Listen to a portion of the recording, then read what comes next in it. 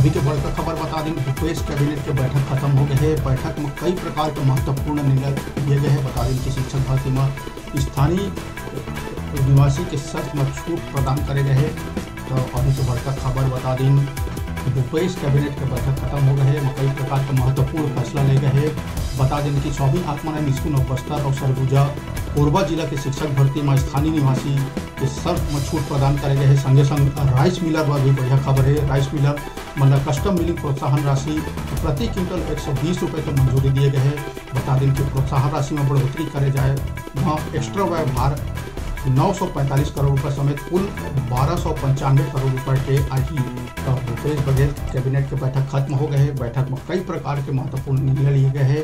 बता दें कि स्वामी आत्मानंद स्कूल के बस्तर और सरगुजा कोरबा जिला के शिक्षक भर्ती में स्थानीय निवासी के शर्त में छूट प्रदान करे गए हैं।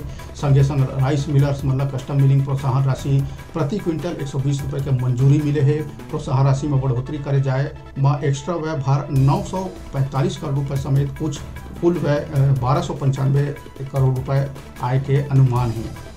तो भूपेश कैबिनेट के जो बैठक रही महत्वपूर्ण बैठक वो खत्म हो गए है। बता दें कि कैबिनेट के बैठक में राज्य पिछड़ा वर्ग आयोग के उपाध्यक्ष पद के नवा पद के सृजन करे के निर्णय लिए गए हैं। संगे संग आबकारी विभाग में आयोजित आबकारी उप निरीक्षक के पद में विभागीय परीक्षा में आयु सीमा में एक बार फिर छूट देने के निर्णय लिए गए हैं।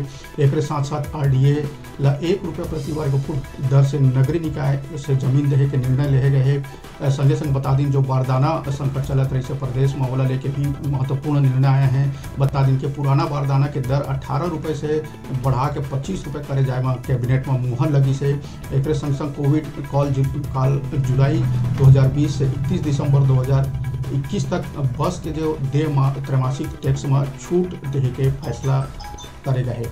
तो भूपेश कैबिनेट के महत्वपूर्ण बैठक खत्म हो गए हैं, जिसमें कई प्रकार के महत्वपूर्ण निर्णय लिए गए हैं।